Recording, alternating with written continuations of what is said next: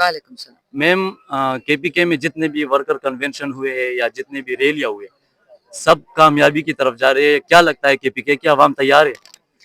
बिस्मिल्लाहिर्रहमानिर्रहीम। 22 मई 2025 से लेके आज तक खैबर पख्तूनख्वा का वर्कर बैठा नहीं है।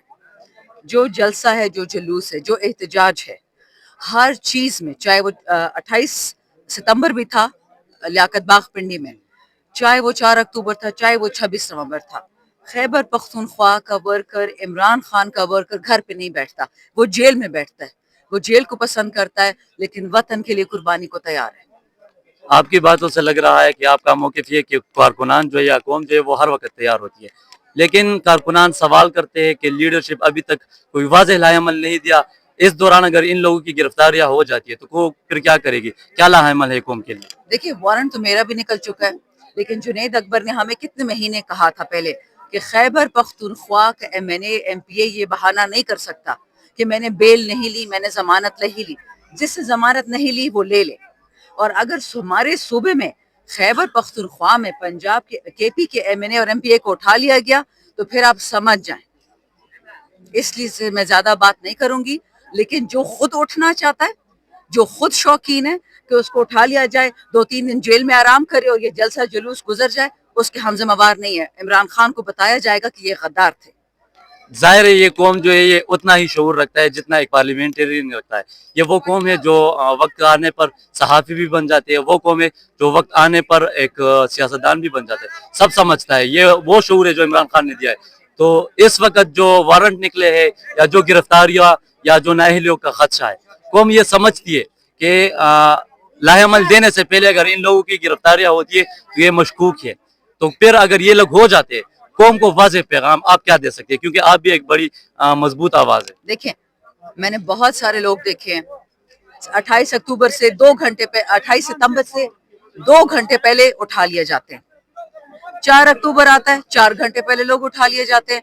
26 नवंबर आता है, एक बंदा 3 घंटे के लिए उठाते हैं, एक बंदा 5 घंटे के लिए उठाते हैं, उसकी बहन को उठाते हैं, उसकी बीवी को उठाते हैं। ये 3 घंटे की कौन सी गिरफ्तारी है? इमरान खान तो 2 साल से जेल में बैठा हुआ है।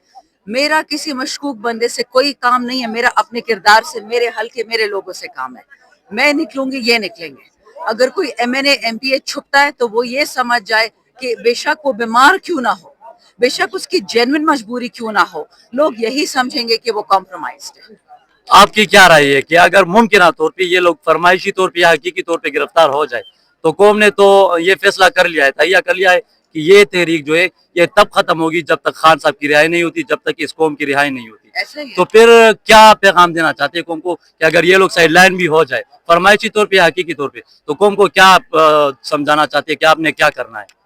जिस आदमी ने आपको ला इलाहा इल्लल्लाह का मतलब दोबारा याद दिलाया, वही तो रसूलुल्लाह सल्लल्लाहु अलैहि वसल्लम पे हुई थी ना। याद दिलाया इमरान खान ने।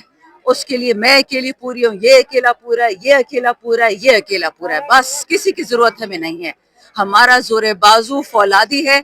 बाजवड़ की आवाम सजदा नहीं करती फिरौन को, तिरा की आवाम नहीं करती सजदा फिरौन को, हम भी नहीं करते। हम सजदा करते हैं रब्बुल आलमीन को और इमरान खान हमारा लीडर। बस जाहिर है ये तहरीक उन लोगों का है जो आज़ादी के ख्वाब देखते हो, ये तहरीक उन लोगों का है जो खुददारी के ख्वाब देखते हो, वो ख्वाब जो खान ने दिखाए हैं।